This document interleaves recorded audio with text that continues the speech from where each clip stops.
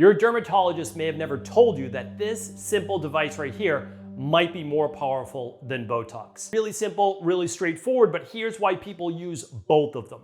So when you start to get a little older, you start to get wrinkles on the forehead. You also start to get crow's feet around the eyes as you smile.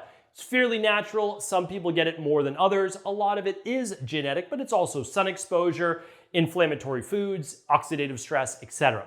What Botox does is it injects a neurotoxin called Clostridium botulinum, and what that does is it actually blocks the neuromuscular system, specifically acetylcholine, from allowing you to literally flex or move those muscles. And that's how it gets rid of and gives you that smooth forehead, right? So this is what it looks like, nice and smooth after you've had the Botox-based injection.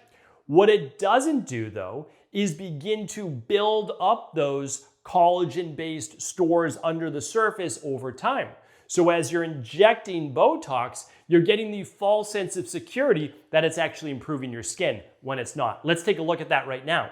So we talked about the primary mechanism, but I want to go back and forth because what microneedling is taking this small little handheld device, typically with titanium or some type of sterile-based microneedles. They're actually very tiny. This one is 0.5 millimeters. That's what I recommend starting with, or even smaller at 0.25, and you can gently work up. The studies on this are absolutely incredible. And all you do is literally roll it against your face about 4 or 5 times in each direction, and then you can go perpendicular. You can do it over your entire face and neck. It takes no more than 5 minutes, and what these do is they actually begin to puncture little stem cells below the surface if they can reach that deep, or more importantly, they begin to stimulate collagen-based growth. We'll talk about that in 1 second.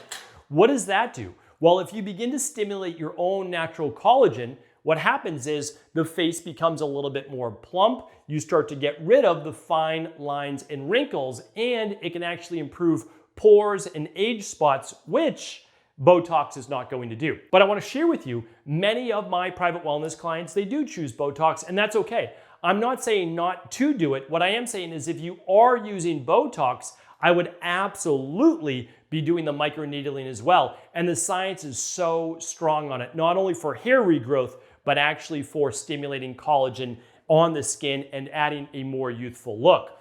The main goal of Botox is to decrease the wrinkles, where the main goal of microneedling is actually to improve the architecture of the skin and actually age reverse it by stimulating those new cells. Botox is best for the frown lines on the forehead, the crow's feet around the eyes, and even wrinkles between the eyebrows and around the mouth. Microneedling, same exact thing, but really great for acne scars, small pores, so if we want to shrink the pores a bit, and adding a little bit more volume to the face as well. Speed of results, Botox, 3 to 7 days maximum, you're going to see those results, and it begins to peak around 2 weeks. With microneedling, it's slower. That's the thing, is that you're going to need at least 3 to 6 weeks to start to see the improvement. You do it once a week, 5 minutes, that's all it really takes. I'll share with you how I'm starting it into my program in just a moment.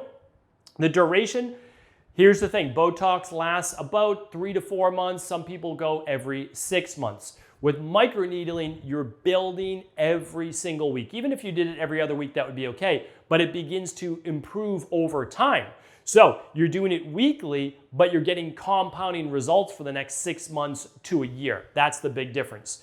Treatment frequency, we talked about that. Every 3 to 4 months, you're going to go back in for a touch-up. And what I would say with microneedling, once a week to every other week, just make sure that you're healing, that you're not too red over the next couple of days.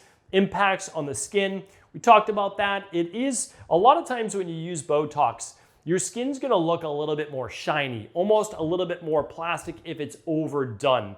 So what I would say is, if you are using Botox, probably less is more.